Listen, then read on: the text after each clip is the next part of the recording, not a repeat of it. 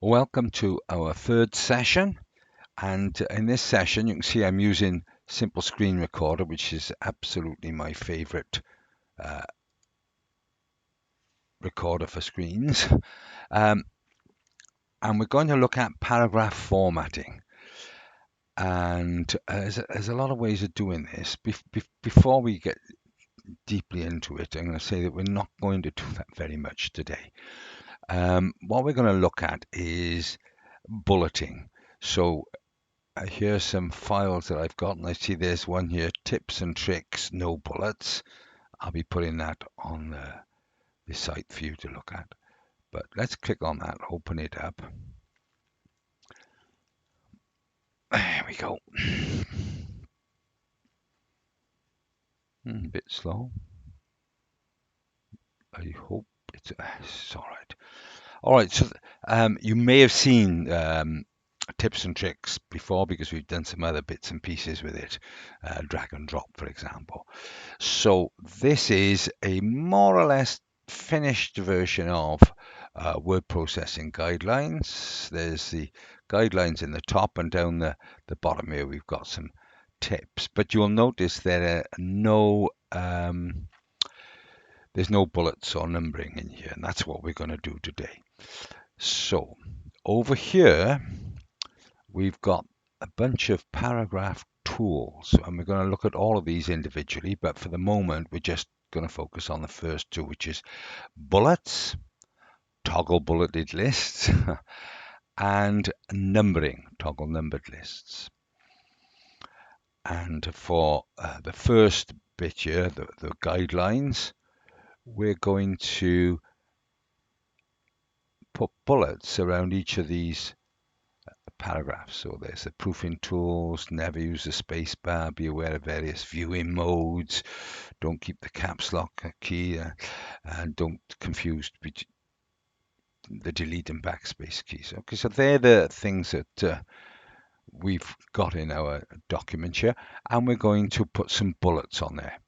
Now, in order to bullet these paragraphs, you have to highlight them. So there we go. We've highlighted 1, 2, 3, 4, 5 paragraphs. You notice I've got this thing here, the Pilcrow it's called. Not many people know that, but that Pilcrow, that shows us where the paragraphs end, even if it's only got a few lines, like the word processing guidelines, end of paragraph. That's the end of paragraph marker.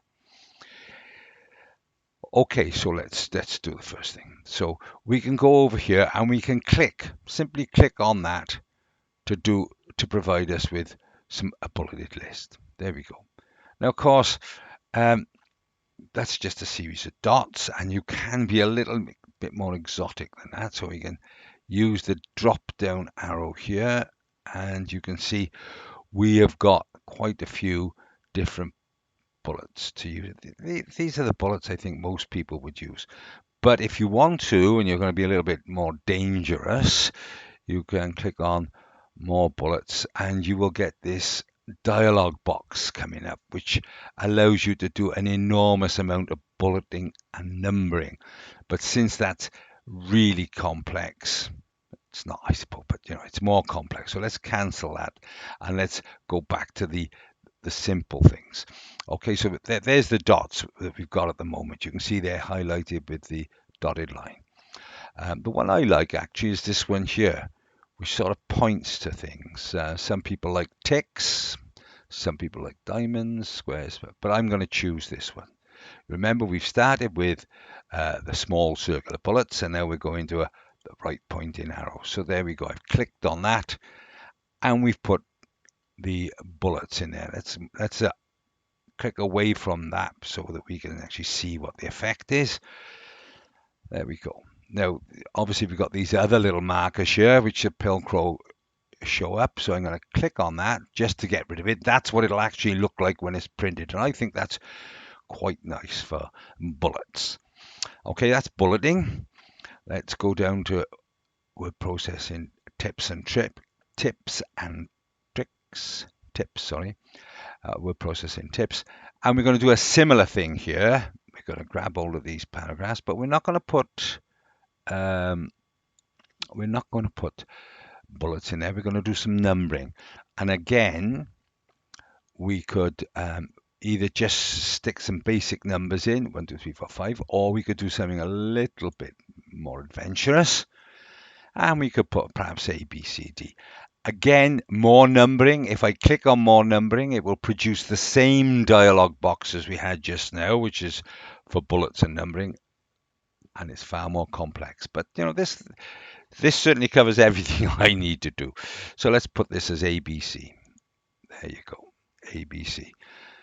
Pretty straightforward. So that's the first of our first look at paragraph formatting. Before we drift away from it, we've used these two here, and we can see we've got other things to look at. All these are the paragraph formatting tools, and if you hover across them, you see align left, align center, align right, justified, line spacing, increase paragraph spacing, decrease paragraph spacing, and indent. So that all that little lot are the tools of paragraph formatting, and we'll come to those in further videos. Okay, and I guess I should change this now. If I was going to save this, I would save it as something, and I would save it tips and tricks bulleted, but I'm not going to do that because I'm just going to get rid of it. Okay, one final thing, you can get to the formatting dialog box, which has all these tools, by clicking Format and Paragraph. Okay, so you can see there's a lot of other things we can do here. The most useful of these, I think, are the tabs and the borders. I use them a lot, but I'm not going to go into that now. They'll be the subject of other videos. Okay, there we go. Thanks for listening, and I'll just stop my simple screen recorder, which I absolutely love. Thanks very much.